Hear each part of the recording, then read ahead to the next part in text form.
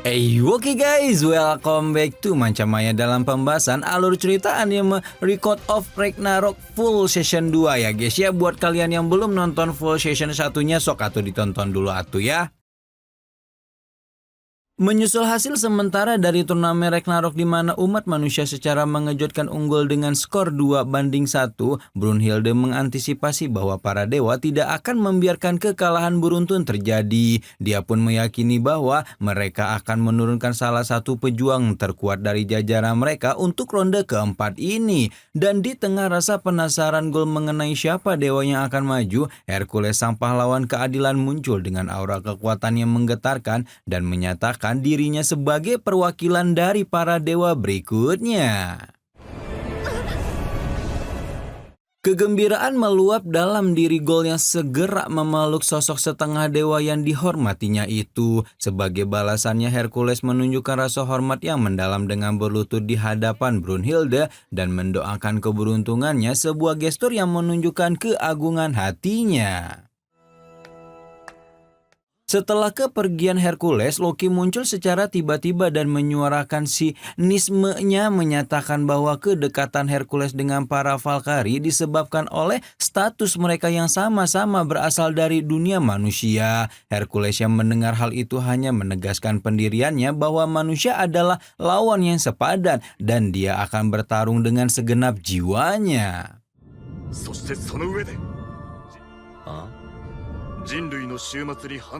Namun Hercules juga secara terbuka menentang permusuhan total umat manusia dan berjanji akan mengajukan petisi untuk keselamatan mereka setelah dia memenangkan pertarungan. Kebimbangan melanda Gol yang tidak tahu harus mendukung pihak mana. Dia pun menanyakan kepada Brunhilde mengenai siapa pejuang yang mampu menghadapi Hercules. Dengan tatapan dingin, Brunhilde mengungkapkan bahwa pilihannya telah jatuh kepada seorang manusia yang paling dibenci dalam sejarah manusia. Sebuah pengumuman yang membuat Gol menyadari dengan ngeri bahwa lawan Hercules adalah pembunuh berantai paling keji yang bernama Jack the Ripper. Arena Valhalla kemudian bertransformasi menjadi replika kota London pada abad ke-19 yang suram, mempersiapkan panggung untuk duel yang akan datang. Heimdall sang penjaga gerbang menyuarakan proklamasi pertarungan, menggambarkan Hercules sebagai manusia yang naik menjadi dewa keadilan, sementara Jack the Ripper diperkenalkan sebagai perwujudan kejahatan termurni. Pertarungan ini dilabeli sebagai bentrokan abadi antara kebaikan melawan kejahatan. Mendengar hal ini, Hercules menunjukkan amarah yang benar, mempertanyakan mengapa dia harus melawan sosok hina seperti Jack yang telah membunuh banyak gadis tak berdosa, bukan pejuang terhormat seperti Lubu, Adam, atau Kojiro Sasaki. Dan di tengah kebingungan para penonton, Arthur Conan Doyle memberikan konteks historis mengenai Jack the Ripper. Hercules lantas menawarkan jalan keluar kepada Jack, memintanya untuk menyerah agar dia bisa meyakinkan Zeus untuk menyelamatkan jiwanya dari kehancuran abadi di Niflheim. Tulisannya kayak gitulah ya, hese dibacanya guys. Dengan sopan, Jack berterima kasih atas kesempatan bertarung di rumahnya, namun menolak tawaran tersebut sebelum mengeluarkan Polundernya, sebuah gunting raksasa, dan mendemonstrasikan ketajamannya dengan memotong tiang lampu jalanan. Tidak gentar sedikit pun Hercules bersiap melepaskan kekuatan penuhnya, namun Jack justru melarikan diri dalam labirin jalanan London. Ketika Hercules yang marah mengejarnya, dia pun menemukan lawannya sedang menikmati teh di sebuah kafe. Jack meminta maaf atas interupsi tersebut, menjelaskan bahwa sudah waktunya minum teh, bahkan menawarkan secangkir kepada sang dewa. Hercules menolak dengan tegas dan menuntutnya untuk baku hantam. Saat Hercules melangkah maju, dia pun merasakan adanya senar piano tipis yang terpasang sebagai perangkap. Tarikan pada senar itu memicu hujan pisau tajam dari atas, namun Hercules dengan mudah menghancurkan semuanya. Dia pun lantas mempertanyakan apakah Brunhilde tidak memberitahu Jack bahwa senjata buatan manusia tidak dapat melukai dewa. Jack hanya menjawab samar bahwa dia perlu menguji segala sesuatu sebelum mempercayainya. Pertarungan berlanjut ke atap gedung di mana ayunan tongkat Hercules berhasil menghancurkan gunting raksasa milik Jack. Heimdall mengumumkan bahwa Volunder Jack telah hancur, memicu kepanikan di antara umat manusia. Namun Jack kemudian melemparkan beberapa pisau kecil yang secara mengejutkan berhasil melukai Hercules, mengungkapkan sebuah kebenaran pahit, yaitu gunting itu hanyalah tipu daya. Volunder miliknya yang sesungguhnya adalah tas kecil yang mampu menciptakan segala ilahi apapun. Di tengah kebingungan Gold, Brunhilde menjelaskan logika strategisnya, yaitu Jack the Ripper dengan sifat jahat murninya adalah senjata psikologis yang sempurna untuk melawan dewa keadilan yang lurus seperti Hercules. Di arena, Jack terus melancarkan serangan tanpa henti dengan berbagai jenis pisau yang berhasil ditangkis oleh Hercules meskipun dia pun menderita banyak luka, dan sang dewa terus maju mengabaikan rasa sakit hingga dia berhasil melepaskan kekuatan dari salah satu 12 tugasnya, yaitu singa Nemea.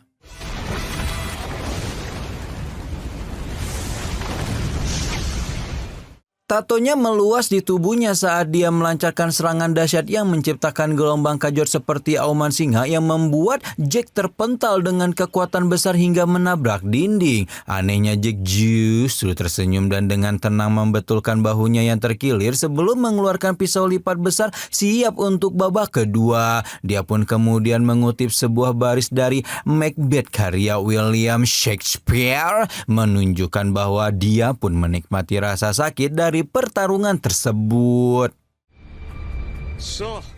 Para dewa yang menonton memperhatikan tato di tubuh Hercules yang semakin menyebar. Ares menjelaskan bahwa itu adalah konsekuensi dari penggunaan kekuatan ilahinya. Setiap kali dia menggunakan salah satu dari 12 ilmu ilahi, tato itu akan meluas, menguras kekuatan hidupnya. Loki menyadari bahwa Hercules sedang menyembunyikan rasa sakit yang luar biasa. Jika tato itu menutupi seluruh tubuhnya, dia akan binasa. Meskipun demikian, Ares tetap yakin pada kemenangan. Hercules menyatakan bahwa tekadnya yang membaja tidak dapat dihancurkan bahkan oleh dewa sekalipun. Narasi kemudian beralih ke sebuah kilas balik ke Thebes kuno 2000 tahun sebelum Masehi, di mana seorang anak laki-laki lemah bernama Alcides, yaitu nama manusianya Hercules, tanpa ragu membela temannya Castor dari para perundung. Ketika ditanya mengapa ia melakukannya, Alcides dengan polos menjawab bahwa dia hanya ingin berada di pihak yang benar dan menunjukkan rasa keadilan murni yang telah tertanam dalam dirinya sejak kecil. Meskipun lemah, Alcides memiliki ketangguhan yang luar biasa. Dia menolak imbalan atas perbuatannya dan terus berusaha menjadi lebih berguna bagi orang lain. Karena kelemahannya, dia pun sering menjadi sasaran cemoohan hingga suatu hari beberapa orang menyarankannya untuk mencoba meminum ambrosia, yaitu darah Zeus di kuil terdekat. Legenda mengatakan bahwa seorang pahlawan sejati yang meminumnya akan memperoleh keabadian, sementara yang lain akan mati seketika. Castor memperingatkannya untuk tidak mempercayai legenda tersebut, namun Alcides justru termotivasi untuk menjadi lebih kuat. Sejak saat itu ia mendedikasikan dirinya pada latihan tanpa henti demi melindungi orang-orang baik. Sementara itu di masa lalu, para dewa mengadakan musyawarah dan memutuskan untuk menghukum penduduk Thebes atas dosa-dosa mereka. Ares pun turun dari langit sebagai utusan kemurkaan ilahi, menyampaikan ultimatum bahwa mereka harus menebus dosa dengan nyawa mereka. Ketika penduduk Thebes hanya bisa berdoa dalam keputusasaannya, Alcides seorang diri melangkah maju untuk menentang Ares. Meskipun dengan mudah dipukul mundur oleh sang dewa perang, Alcides menolak untuk menyerah. Terkesan dengan kegigihannya, Ares menawarkannya pengampunan jika ia mau berlutut. Namun Alcides justru menyampaikan sebuah pidato yang penuh keberanian, menyebut para dewa egois karena menghakimi ciptaan mereka sendiri yang pada dasarnya lemah. Dia pun menegaskan bahwa keinginannya untuk menjadi benar ada dalam diri setiap manusia dan jika memusnahkan mereka adalah kebenaran menurut para dewa, maka dia akan menentang kebenaran itu. Sebagai tindakan pembangkangan tertinggi, Alkides meminum ambrosia dan seketika itu juga tubuhnya terbakar dalam api ilahi sebelum ia rebah ke tanah. Ares mengira Alcides telah tewas, namun dia pun muncul kembali dengan tubuh yang lebih kuat dan fisik yang berubah. Dengan kekuatan barunya dia dengan mudah mengalahkan seluruh pasukan Ares sebelum menghadapi sang dewa perang dalam pertarungan 1 lawan 1. Pertarungan sengit itu pun akhirnya dihentikan oleh intervensi Zeus yang menawarkan Alcides untuk naik menjadi dewa agar kekuatannya tidak menimbulkan kekacauan di bumi. Alcides menyetujui tawaran tersebut dengan satu syarat, para dewa harus berjanji untuk tidak lagi menyakiti umat manusia. Zeus setuju dan mengangkatnya sebagai putranya, memberinya nama baru yang terinspirasi dari istrinya Hera yang kini dikenal sebagai Hercules. Selama 4.000 tahun berikutnya, para dewa menepati janji mereka untuk tidak ikut campur dalam urusan manusia lagi. Dan kembali ke arena Valhalla, pertarungan berlanjut dengan intensitas yang meningkat. Jet menjadi lebih agresif, melompat ke sana kemari di udara dengan gerakan akrobatik yang menentang gravitasi. Heimdall mengira ia melayang, namun kenyataannya Jack bergerak di atas sebuah jaring tak kasat mata dari senar-senar piano yang telah dia pasang di seluruh arena. Dari atas Jack dengan sinis bertanya apakah Hercules memiliki payung untuk menghadapi hujan yang akan datang, dan kemudian melemparkan puluhan pisau ke udara, lalu menggunakan senar piano untuk menarik dan meluncurkannya ke arah Hercules dari berbagai sudut dengan kecepatan tinggi, menciptakan badai logam yang mematikan.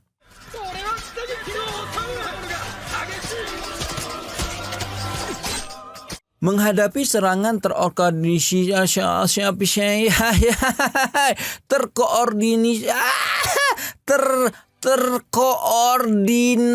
seperti itu, Hercules merespon dengan sigap. Dia pun melepaskan kekuatan tugas keenamnya, yaitu burung Simpalian, mengubah tongkatnya menjadi sepasang sayap ilahi. Dengan satu ayunan kuat dia pun menciptakan hembusan angin dahsyat yang tidak hanya menangkis semua pisau, tetapi juga membalikannya ke arah Jack, memotong senar-senar pianonya. Hercules menyatakan dengan tegas bahwa dia tidak akan bisa dikalahkan oleh tipu daya semacam itu, dan alih-alih takut, Jack justru menunjukkan rasa takjub yang mengerikan. Menggunakan kemampuan uniknya untuk melihat warna jiwa, dia pun terpesona oleh aura keadilan Hercules yang berwarna indah dan tak tergoyahkan. Dengan rasa penasaran yang sadis, dia pun mengakui tidak sabar untuk melihat bagaimana warna indah itu akan berubah menjadi keputusasaan saat Hercules menemui ajalnya. Di tengah suasana yang mencekam seperti itu, Jack mulai menyanyikan lagu anak-anak London Bridge is Falling Down, menandakan kegilaan dan kenikmatan yang ia rasakan dalam pertarungan hidup dan mati ini. Di tengah lorong-lorong London yang suram pada abad ke-19, seorang bocah laki-laki berusia 12 tahun bernama Jack bertahan hidup dengan mengais sisa makanan dari tempat sampah. Suatu hari keberuntungan seolah berpihak kepadanya ketika dia menemukan sepotong roti, namun kebahagiaan itu sirna seketika saat seorang koki bertubuh besar keluar dan memukulinya, menuntut bayaran atas makanan yang dianggap dicuri. Melalui mata kanannya yang istimewa, Jack dapat melihat aura emosi pria itu, sebuah warna merah pekat yang menyimbolkan amarah dan kebencian murni. Dengan ketakutan, Jack memohon pengampunan, di mana permohonannya itu secara ajaib mengubah aura warna sang koki menjadi biru, warna yang melambangkan superioritas dan kepuasan. Akhirnya, pria itu pun setuju untuk melepaskannya dengan syarat Jack tidak akan pernah lagi menunjukkan wajahnya di gang tersebut. Dengan roti di tangannya, Jack bergegas pulang yakin bahwa ibunya akan segera senang. Dia pun tinggal di sebuah rumah bordir bersama ibunya Mary. Setibanya di sana dia berpapasan dengan seorang pria asing yang baru saja keluar dari kamar ibunya. Di dalam, Jack menyaksikan ibunya berdebat sengit dengan pria itu mengenai upah yang tidak memadai. Jack segera menghampiri ibunya yang tergeletak di lantai, khawatir kalau ibunya terluka. Namun Mary segera memeluk putranya dan meyakinkannya bahwa ia baik-baik saja. Melihat luka di tubuh Jack, Mary dipenuhi kekhawatiran akan infeksi dan berjanji akan menggunakan uang yang baru didapatkannya untuk membeli obat. Dan sambil merawat luka putranya, Mary menyatakan bahwa Jack adalah satu-satunya harapan dalam hidupnya. Dan di mata Jack, aura ibunya bersinar keemasan, menjadikannya wanita tercantik yang pernah dia lihat. Kehidupan Jack di rumah bordir itu juga diamati oleh Anne, salah seorang rekan kerja ibunya. Anne sering melihat Jack tenggelam dalam buku-buku, namun dalam hatinya dia pun merasakan bahwa membesarkan seorang anak haram di lingkungan seperti itu adalah sebuah kesia-siaan. Dia tidak pernah mengerti mengapa Mary setelah menggugurkan 5 kehamilan sebelumnya memutuskan untuk melahirkan dan membesarkan Jack. Anne merasa kasihan kepada nasib bocah itu, namun Jack sendiri merasa bahagia sebab kasih sayang ibunya adalah satu-satunya sumber kenyamanan dan kebahagiaan yang dia kenal di dunia yang keras ini. Suatu hari Jack pulang dengan membawa sepotong keju besar, berharap bisa menyenangkan hati ibunya. Namun ia justru menemukan Mary sedang menangis terseduh-seduh. Ketika Jack bertanya kepada Anne, dia diberitahu bahwa Mary baru saja melihat poster drama yang ditulis oleh seorang pria bernama Jack Smith yang ternyata adalah ayah biologis Jack. Poster itu juga mengumumkan pernikahan pria tersebut dengan wanita lain yang membuat Mary hancur karena janjinya 13 tahun lalu untuk menikahinya telah dilupakan begitu saja. Jack mencoba menghibur ibunya, mengingatkannya bahwa ia masih memilikinya. Akan tetapi kata-kata itu justru memicu ledakan amarah dari Mary. Dia pun mendorong Jack menjauh dan dengan kejam mengaku bahwa ia menyesal telah melahirkannya. Mary mengungkapkan bahwa Jack hanyalah alat baginya untuk mempertahankan hubungan dengan pria yang ia sayangi dan seharusnya dia pun menggugurkannya seperti anak-anak sebelumnya. Saat itu Jack melihat aura keemasan ibunya berubah menjadi merah pekat, warna kebencian yang sama seperti yang ia lihat pada sang koki.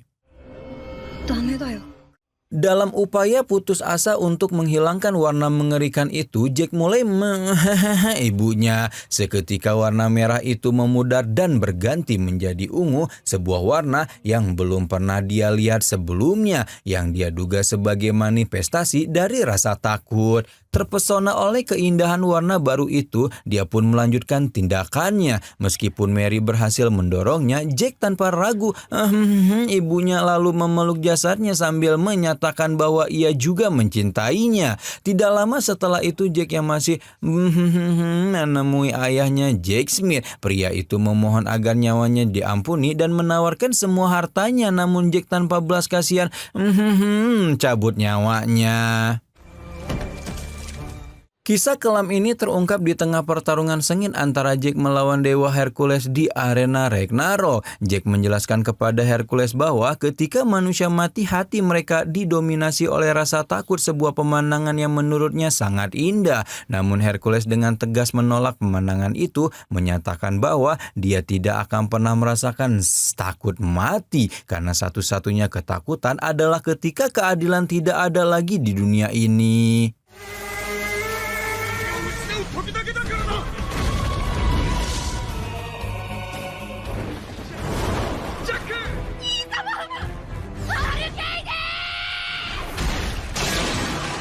Di tengah arena, Hercules melepaskan jirah di tubuhnya dan menggunakan talinya sebagai perban darurat. Jack melalui mata kanannya dapat melihat bahwa bahkan dalam situasi kritis ini, Hercules tidak menunjukkan sedikit pun rasa takut. Jack membenarkan bahwa dia memang bisa melihat emosi, sebuah anugerah tunggal dari Tuhan yang memungkinkannya bertahan di dunia yang penuh kebencian. Dia pun kembali menyatakan betapa indahnya warna ketakutan itu, dan Hercules menyimpulkan bahwa Jack telah menyerah pada keputusasaan dan memilih jalan yang salah. Meskipun melihat semua kekurangan umat manusia, Hercules tetap mencintai mereka. Dan seketika itu juga Jack melihat aura emas murni yang terpancar dari Hercules, warna cinta sejati yang mengingatkannya pada ilusi yang pernah ia lihat pada ibunya. Hercules kemudian berjanji akan menyelamatkan Jack dari penderitaan ini. Hercules melemparkan gada besinya ke langit dan mengaktifkan teknik terkuatnya, yaitu tugas ke-12 Cerberus. Langit seolah terbelah saat anjing penjaga Hades muncul, mengubah Hercules menjadi sosok iblis dengan cakar penghancur. Dengan kekuatan barunya, dia pun dengan mudah menghancurkan setiap serangan Jack. Zeus menjelaskan bahwa teknik ini adalah pertaruhan besar, yaitu kekuatan labor akan terus menggerogoti Hercules hingga ia mengalahkan lawannya atau dihabisi oleh kekuatannya sendiri.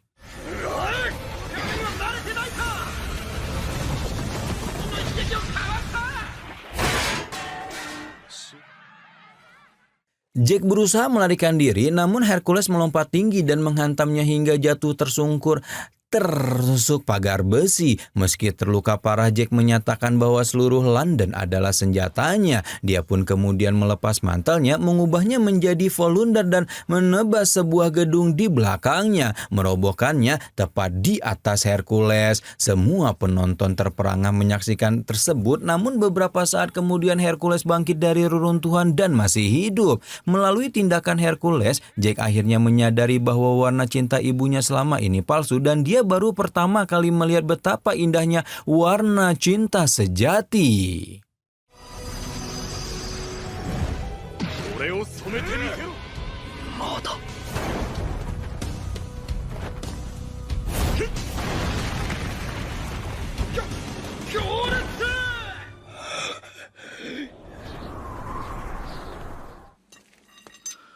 Panggung arena masih bergetar hebat di mana Jack the Ripper dengan susah payah kembali berdiri. Tubuhnya babak belur namun sorot matanya tetap dingin. Dari seberang sana Hercules menatapnya bukan dengan kebencian, melainkan dengan kekaguman tulus atas ketangguhan manusia di hadapannya. Tanpa banyak babi bu, Jack kembali melesat maju mencoba menusuk jantung Hercules, namun dengan mudah Hercules menepis serangan itu dan langsung menghantam wajah Jack dengan pukulan telak.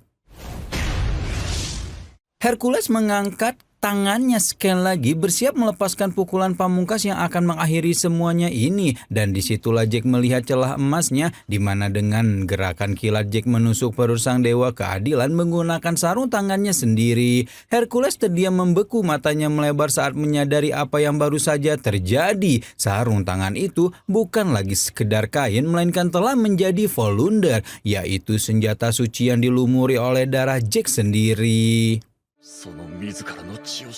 Dengan napas yang mulai tersenggal, Hercules bertanya apa warna jiwa yang dilihat Jack dalam dirinya, dan Jack dengan tenang menjawab warnanya tidak pernah berubah, seraya mengakui kekalahannya. Jack sudah pasrah mengira pukulan terakhirnya akan menghancurkan kelapanya hingga pindah alam, tapi yang datang bukanlah pukulan, melainkan sebuah pelukan hangat dari Hercules yang merengkuhnya erat. Sang dewa keadilan bahkan di detik-detik terakhirnya menunjukkan cinta yang begitu besar kepada umat manusia. Sebelum jiwanya benar-benar hancur menjadi partikel cahaya, Hercules membisikkan permintaan maaf karena sempat membentak Jack dan menitipkan nasib manusia pada Brunhilde. Dan sesaat kemudian, Heimdall dengan suara bergetar mengumumkan Jack the Ripper sebagai pemenang ronde keempat. Di ruang tunggu, Hulk kembali ke wujud aslinya, menatap Jack dengan tatapan bingung dan bertanya apa yang dirasakannya setelah membunuh dewa. Tapi Jack hanya terdiam. Untuk pertama kalinya dalam hidupnya, sang pembunuh berantai itu tidak tahu emosi apa yang sedang bergejolak di dalam dadanya. Bagi Lok, pemandangan ini begitu menyedihkan. Seorang pria yang bahkan tak bisa merasakan kesedihan di momen sepenting ini. Jack hanya bisa teringat kata-kata Hercules yang berjanji akan menyelamatkannya, dan jika diberi satu permintaan, Jack hanya ingin bertemu Hercules sekali lagi.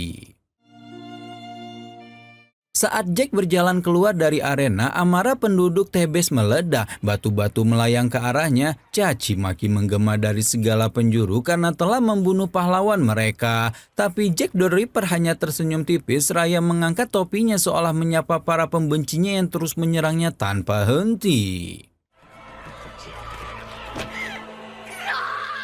Melihat semua itu dari kejauhan, Gol menangis sejadi-jadinya meratapi kematian Hercules dan dengan marah mengira Brunhilde pasti senang karena rencananya telah berhasil. Brunhilde dengan dingin menjawab bahwa nama Valkyrie berarti pemilih yang terbunuh, dan mereka tak punya waktu untuk merasakan emosi jika ingin menyelamatkan umat manusia.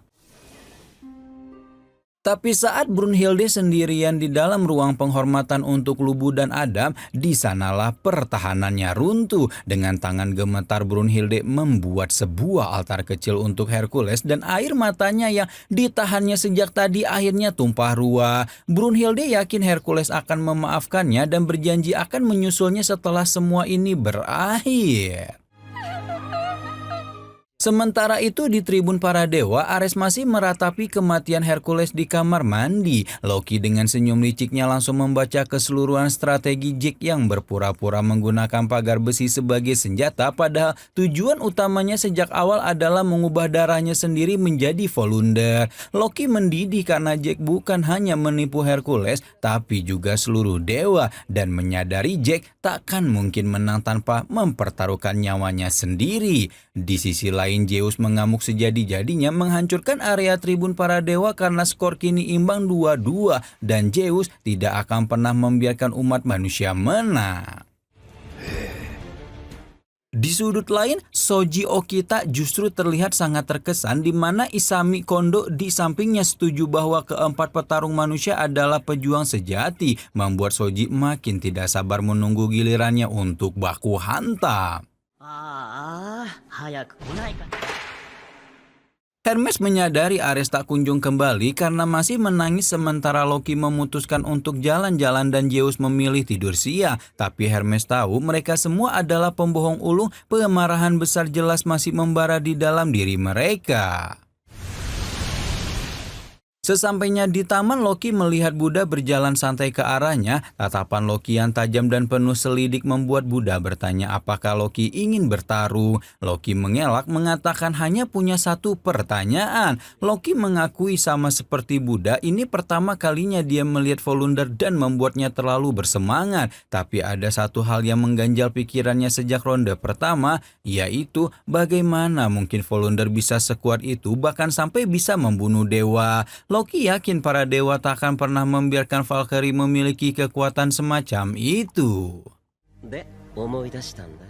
Kemudian Loki teringat sebuah metode kuno dari alam spiritual Buddha, yaitu Samavadana, sebuah ritual di mana dua jiwa saling mempercayakan hidup dan berbagi takdir yang sama untuk mengerahkan seluruh kekuatan fisik dan spiritual mereka. Loki sadar para Valkyrie bukan hanya mempertaruhkan nyawa mereka sebagai senjata, tapi mereka mendapatkan kekuatan untuk melawan dewa melalui ritual ini. Buddha yang bosan mendengar analisis panjang itu menyuruh Loki langsung ke intinya.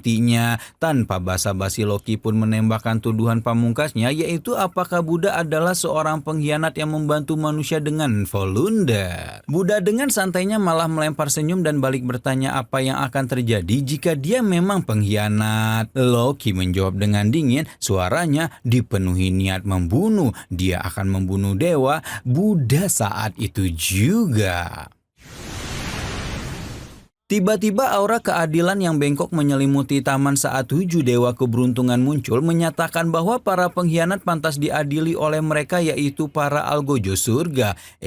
Bisu yang tak sabar ingin menghakimi Buddha malah dibuat auto panik saat Buddha dengan santai mematahkan lollipopnya dan tanpa peringatan menusuk tangan Ebisu dengan gagangnya. Amarah Ebisu meledak dan ketujuh dewa itu bersiap menyerang Buddha. Namun Loki menghentikan mereka, menyatakan Buddha adalah adalah mangsanya. Buddha sendiri tak peduli mempersilahkan mereka semua untuk maju mengeroyoknya.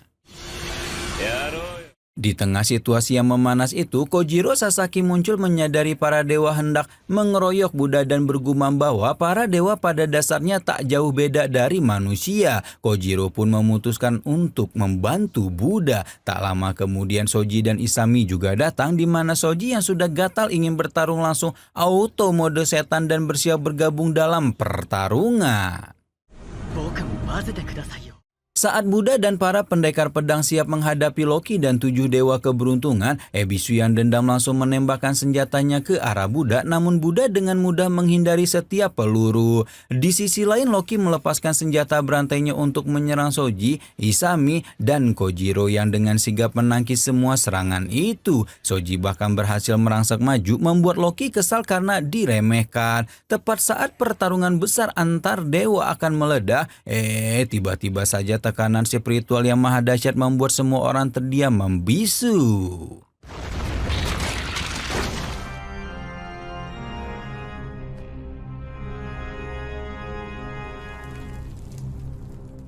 Odin menyatakan pertarungan ini berakhir dan tanpa peringatan auranya meledak ke segala arah membuat semua kaca di taman hancur berkeping-keping menjadi debu. Melihat kekuatan absolut itu, Loki pun jadi mundur. Bisa Monten sebelum pergi memperingatkan Buddha bahwa pengkhianat akan diadili. Soji kecewa pertarungan dibubarkan, tapi Isami mengajaknya kembali untuk menonton ronde berikutnya. Zeus menyuruh Buddha pergi dan tidak membuat masalah, tapi Buddha dengan angkuh menggigit lollipopnya dan berkata hanya dirinya sendiri yang bisa memerintahkan dirinya sendiri. Zeus yang mendengar itu hanya bisa mendengus kesal, menyadari Ragnarok ini tidak berjalan sesuai rencananya.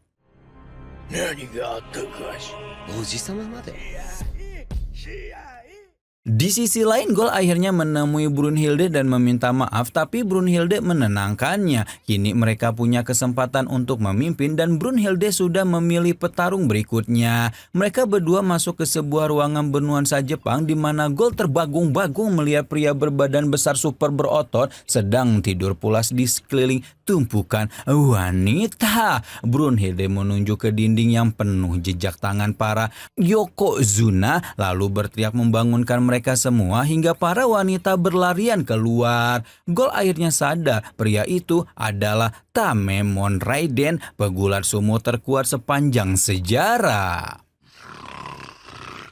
Setelah bangun, Raiden mengira Brunhilde adalah volundernya, tapi Brunhilde menjelaskan ada yang lebih cocok untuknya, yaitu Chun, seorang Valkyrie dengan tubuh yang sama besarnya dengan dirinya. Begitu Raiden melihat Chun, dia langsung auto kesemsem memeluknya erat karena Chun adalah tipe idealnya, membuat sang Valkyrie itu pun langsung tersipu malu-malu kucing.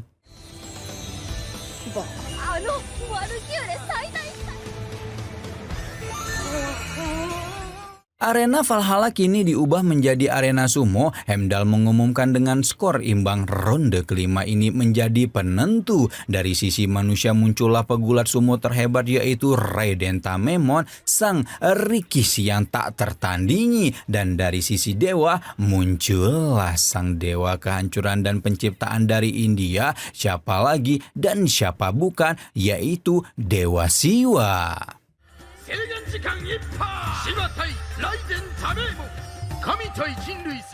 Setelah melakukan ritual sumo dengan melempar garam, tanpa banyak babi bu, Raiden Tamemon melesat maju dan melancarkan dropkick brutal tepat ke wajah Siwa. Siwa sempat pusyang 7 keliling seperti ditagi pinjol sesaat, tapi berhasil menangkis pukulan susulan Raiden. Namun tiba-tiba Raiden melepaskan hook Rusia yang membuat Siwa jatuh berlutut. Raiden meraih kepala Siwa, bersiap menghantamkannya dengan lutut, tapi Siwa berhasil menangkisnya dan balas menonjok Raiden hingga terpental. Siwa justru terlihat menikmati pertarungan ini yang membuat Raiden bertanya, kenapa sih semua orang begitu suka baku hantam? Siwa menjawab tidak ada yang lebih seru dari pertarungan itu sendiri.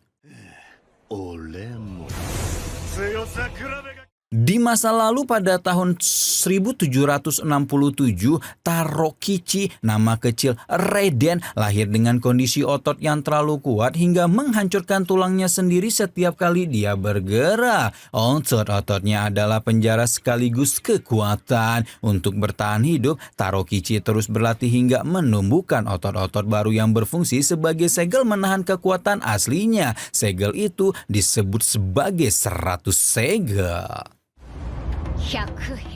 Kembali ke arena, Raiden melepaskan 100 segel itu, otot-otot di tubuhnya mulai mengamuk tak terkendali. Raiden lalu memanggil Church untuk mengeluarkan volunder mereka, yaitu sebuah sabuk sumo exoskeletal yang berfungsi mengendalikan otot-otot liarnya. Brunhilde tersenyum puas melihat itu. Untuk pertama kalinya dalam hidupnya, Raiden bisa bertarung dengan seluruh kekuatannya.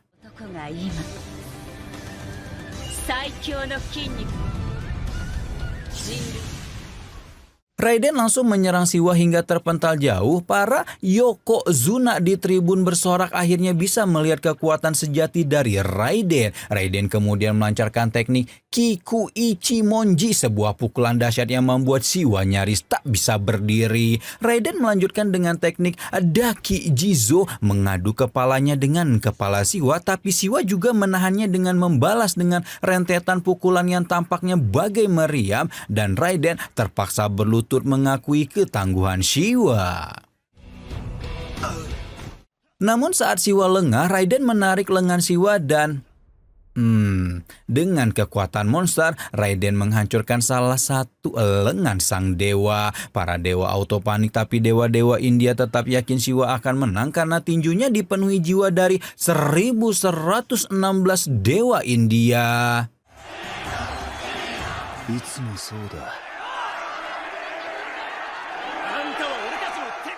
Meski dengan satu lengan, Siwa tetap menyerang. Mereka berdua saling jual beli pukulan, bahkan saling memegang kepala dan menyudulkannya berulang-ulang kali. Momen ini membuat Siwa teringat sahabat lamanya, Rundra. Dahulu Siwa dan Rundra berjuang bersama mengalahkan 1115 dewa untuk mencapai puncak India. Tapi di puncak hanya boleh ada satu yang berdiri. Mereka pun bertarung dalam duel paling sengit dalam sejarah India, di mana Siwa harus mengalahkan sahabat terbaiknya sendiri dan menjadi pemimpin Pantheon Hindu.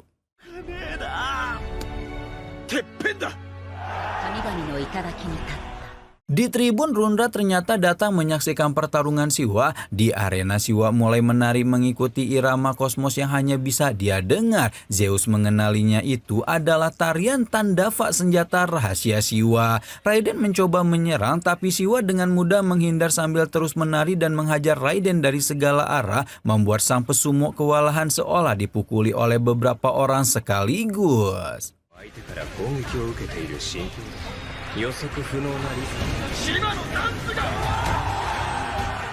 Tarian Siwa yang ganas membuat tubuhnya berasap dan membara. Siwa lalu melompat tinggi sebelum menghantam Raiden dengan tendangan api, teknik Kritifasa, yang seketika membuat kulit Raiden melepuh terbakar. Semua orang yang melihat itu, baik manusia maupun dewa, yakin Raiden akan kalah. Tapi di tengah-tengah asap dan rasa sakit yang membakar itu,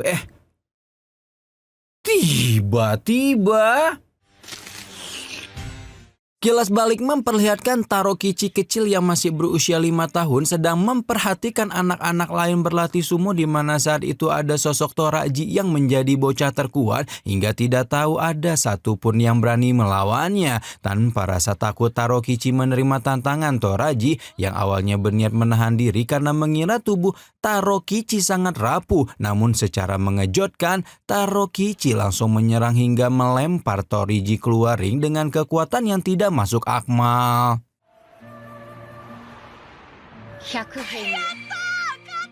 Ternyata meskipun sudah menggunakan 100 segel, otot-otot Tarokichi tetap tumbuh terlalu kuat hingga membuat rekan-rekannya ketakutan dan menjulukinya sebagai monster. Hal yang membuat Tarokichi menangis terseduh-seduh di pelukan ibunya, seraya mempertanyakan kenapa para dewa memberinya tubuh terkutuk seperti ini. Namun sang ibu justru menenangkan Tarokichi dan memintanya bersyukur karena tubuh kuat itu adalah jawaban atas doa-doa tulus di kuil, di mana sang ibu berharap Tarokichi bisa menggunakan kekuatan besar tersebut untuk membantu siapapun yang membutuhkan hingga akhirnya Tarokichi tumbuh menjadi pemuda baik hati yang selalu menolong warga desa. 少年は心優しい子に育っている。母の願い通り心その後 Sayangnya, kedamaian di Shinano hancur seketika saat Gunung Asama meletus hebat pada tahun 1783, di mana abu vulkanik menutupi langit dan menghancurkan seluruh tanaman hingga wabah penyakit serta kelaparan mulai merenggut nyawa orang-orang yang dicintai oleh Raiden. Demi menyelamatkan kampung halamannya, Raiden yang sudah berusia 17 tahun memutuskan pergi ke Edo untuk menjadi pesumo agar bisa mengirimkan uang. Namun saat berlatih di bawah asuhan Yohachi Uragaze, Raiden justru menolak bertarung sekuat tenaga karena takut niat membunuhnya akan mencelakai lawan. Hal ini memicu ketertarikan Takikaze yang langsung menantang Raiden bertarung hidup dan mati, di mana Raiden yang awalnya terdesak dan terus dijatuhkan ke tanah mulai menyadari bahwa dalam dunia sumo dia bisa mengerahkan seluruh tenaga tanpa perlu menahan diri lagi.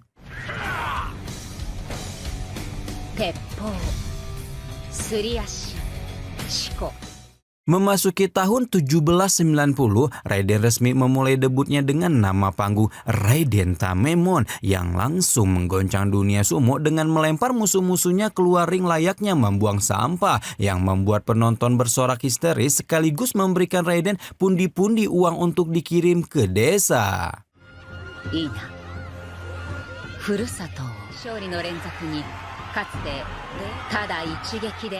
Namun kejayaan itu terasa hambar saat Raiden melihat ketakutan di mata lawan-lawannya, sebuah tatapan yang mengingatkannya pada sebutan monster di masa kecil hingga Raiden memutuskan untuk menyegel teknik terbaiknya agar tidak membantai musuh secara brutal. Meski bertarung dengan setengah hati, Raiden tetap mendominasi dengan rekor kemenangan yang gila, namun tidak ada satupun manusia yang tahu kalau Raiden pensiun tanpa pernah mengeluarkan kekuatan aslinya. Hingga akhirnya di arena Ragnarok inilah Raiden benar-benar melepaskan mode setan miliknya untuk menghadapi Sippa.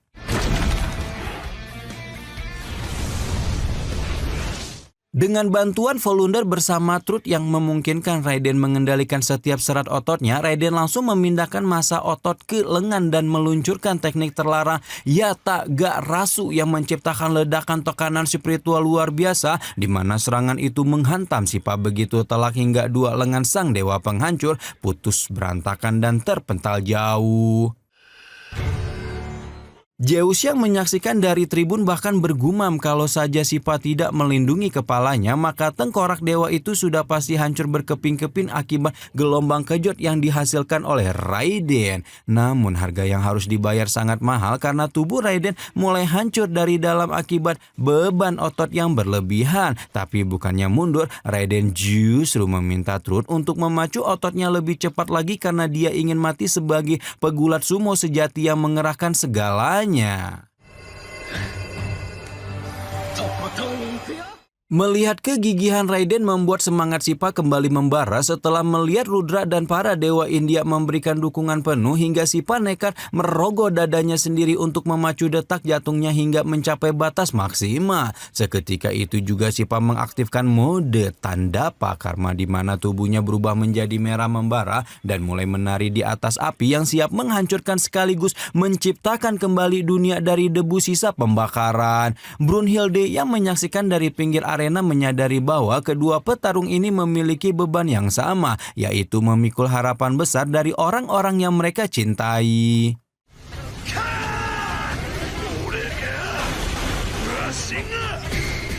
Pertarungan pun berubah menjadi ajang saling geprek yang sangat brutal, di mana setiap kali Raiden menangkis serangan Sippa, otot-ototnya langsung hangus terbakar terkena suhu panas yang ekstrim. Meskipun Sippa juga perlahan membakar dirinya sendiri, namun entitas serangannya membuat para pesumo di tribun auto panik melihat sang legenda mulai terdesak hebat. Dalam momen krusial, Raiden kembali mengeluarkan Yatagarasu kedua dengan sisa-sisa kekuatannya, namun Sippa membalas dengan teknik pamungkas Devaloka yang berupa tendangan maut hingga membuat lengan Raiden terbelah menjadi dua bagian yang mengerikan.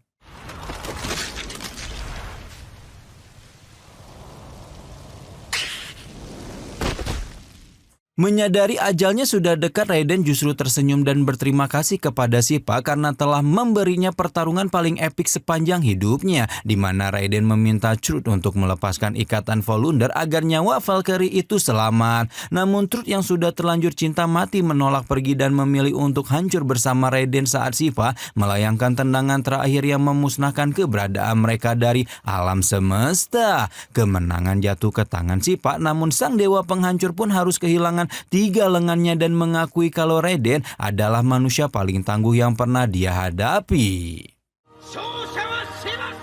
Gol yang melihat pemandangan menyedihkan itu langsung menangis terbagung-bagung sambil mempertanyakan kekejaman Brunhilde yang tega mengorbankan saudara-saudaranya sendiri. Namun Brunhilde hanya terdiam seraya memegang lukanya dan masuk ke ruangan rahasia untuk memberikan penghormatan terakhir di altar para pahlawan yang telah gugur.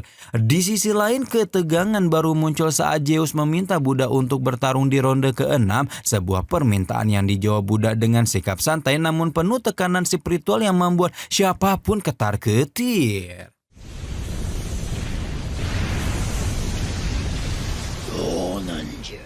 Saat ronde ke-6 dimulai, suasana arena Valhalla langsung mencekam ketika Buddha yang seharusnya mewakili dewa justru berjalan santai menuju sisa umat manusia dan berebut jalaron milik Heimdall untuk mengumumkan pengkhianatannya. Buddha dengan lantang menyatakan bahwa jika para dewa berniat memusnahkan manusia, maka dialah yang akan maju membantai dewa manapun yang berani menghalangi jalannya. Hal ini membuat seluruh dewa di tribun murka luar biasa, namun Brunhilde sudah tahu kalau Buddha bukanlah sosok yang bisa dikendalikan oleh siapapun. Tiba-tiba langit menjadi gelap gulita saat 7 dewa keberuntungan turun dari kapal terbang dan langsung bergabung menjadi satu sosok mengerikan bernama Jirofuku, sang dewa kemalangan yang memancarkan aura niat membunuh yang sangat pekat. Terungkap fakta bahwa dulunya Jirofuku adalah dewa baik hati yang menyerap seluruh penderitaan manusia, namun dia menjadi gila dan penuh dendam setelah melihat manusia tetap tidak bersyukur dan justru lebih mengikuti ajaran pencerahan milik Buddha. Dengan membawa kapak bencana yang bisa membesar seiring dengan rasa benci yang dia rasakan, Jirofuku langsung menyerang Buddha dengan membabik buta hingga membelah arena pertandingan.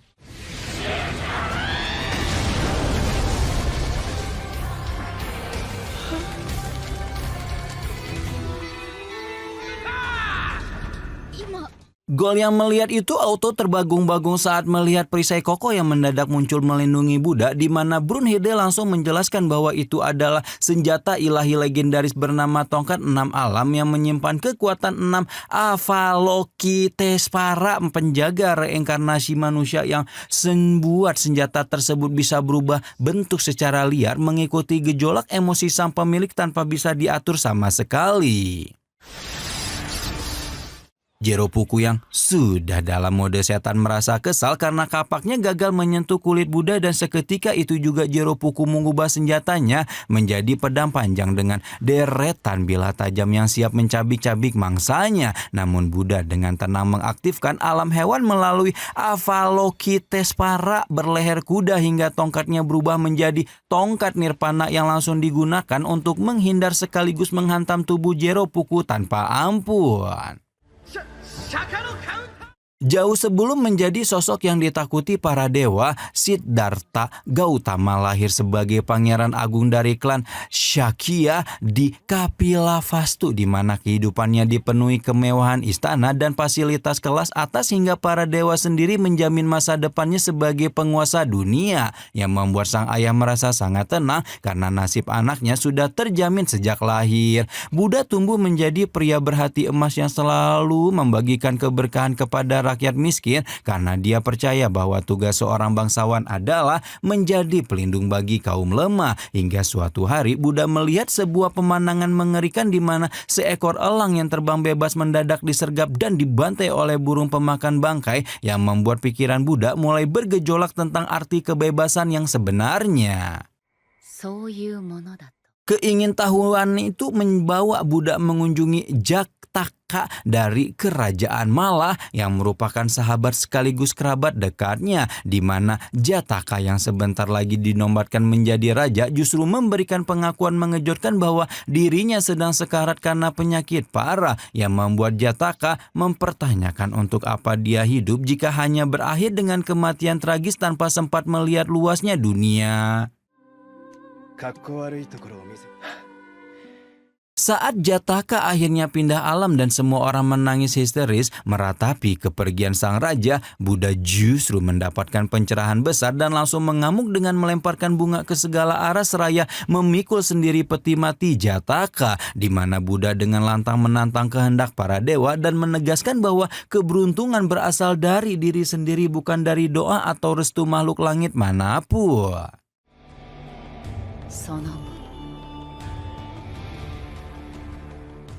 Buddha pun nekat meninggalkan status bangsawannya demi berkelana mencari kebenaran, di mana dia menolak mentah-mentah ajaran para petapa yang memuja penderitaan demi kesucian pikiran dan justru memberikan makanan kepada mereka yang kelaparan seraya menyelamatkan seorang gadis kecil yang hendak dijadikan tumbal untuk dewa, yang membuat Brunhilde sangat mengagumi prinsip Buddha karena sang MC satu ini memang sangat membenci siapapun yang mencoba memaksakan takdir kepada orang lain.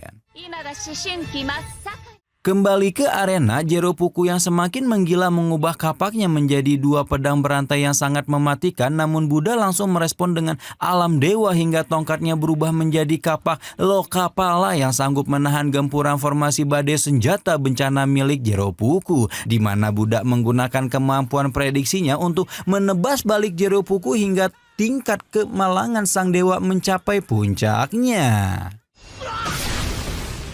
Seketika itu juga Buddha mengaktifkan alam manusia dan menciptakan pedang pendek Vajra dari Akasya yang langsung memotong kapak Jeropuku sedikit demi sedikit hingga wujudnya kembali normal, di mana Buddha kemudian memberikan kata-kata sakti agar Jeropuku mulai mencintai dirinya sendiri yang membuat kebencian di hati Jeropuku perlahan luntur dan senjatanya hancur berantakan.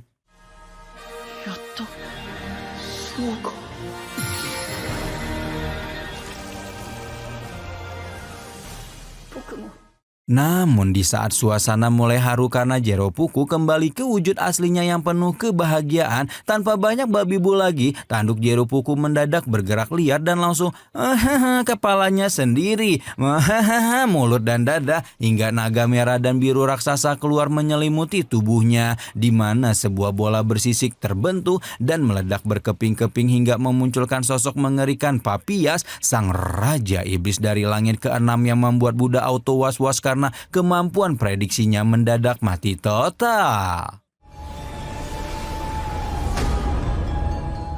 Kehadiran Papias membuat seluruh tribun Valhalla gemetar ketakutan, di mana Hades sang raja neraka mendadak muncul dan mengusir Ares dari tempat duduknya demi menjelaskan bahwa Papias adalah legenda kegelapan dari Helheim yang seharusnya sudah musnah. Namun entah bagaimana Beelzebub berhasil menanamkan benih iblis itu ke dalam tubuh Jeropuku.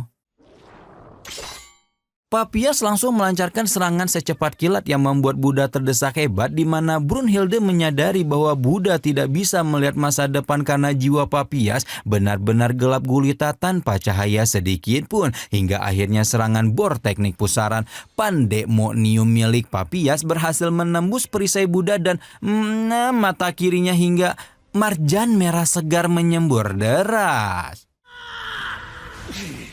Meskipun kehilangan penglihatan di sisi kiri dan tubuhnya mulai digeprek habis-habisan oleh serangan bertubi-tubi Papias, Buddha yang sudah terbakar amarah karena Jeropuku telah dimakan oleh iblis tersebut langsung mengeluarkan niat membunuh yang luar biasa dahsyat, di mana tongkatnya berubah menjadi celurit perang raksasa Salakaya yang diselimuti api kebencian yang membuat Hades pun mengakui bahwa senjata itu bisa membunuh siapapun dalam sekali tebas.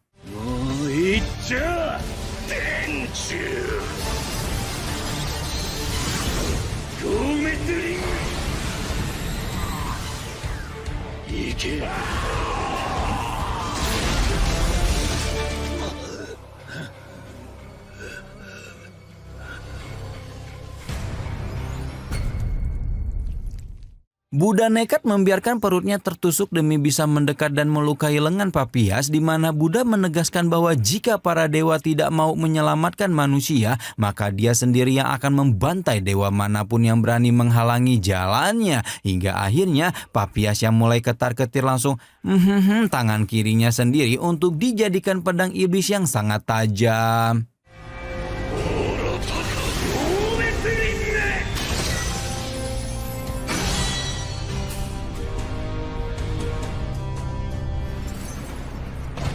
Dalam momen yang sangat kritis di mana tongkat Buddha hancur berkeping-keping dan dia jatuh pingsan di tanah, Buddha mendapatkan penglihatan tentang jiwa Jeropuku yang mengajaknya untuk bertarung bersama, yang membuat Buddha bangkit kembali seraya melakukan polunder dengan jiwa Jeropuku hingga terciptalah pedang Maha Parinirwana Jero yang memancarkan aura suci luar biasa.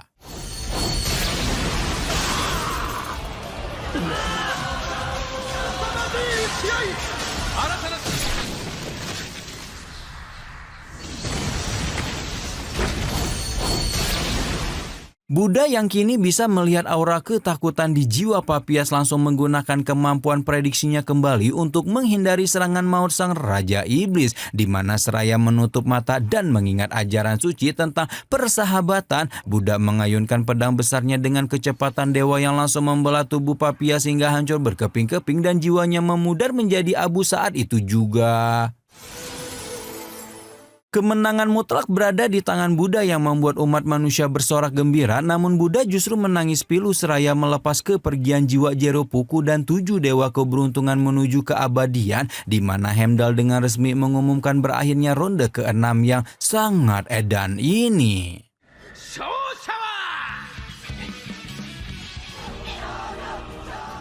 Di sisi lain, Odin langsung melabrak Beelzebub yang sedang santai menikmati kopi karena menyadari bahwa eksperimen Gelo inilah yang selama ini dinantikannya. Sementara Brunhilde yang sedang merawat luka-luka Buddha langsung menyiapkan strategi baru karena Hades sendiri yang akan turun ke arena demi membalaskan dendam Poseidon, di mana Brunhilde sudah menyiapkan satu nama manusia legendaris yang dianggap pantas untuk menantang sang raja neraka, yaitu sang raja pertama umat manusia.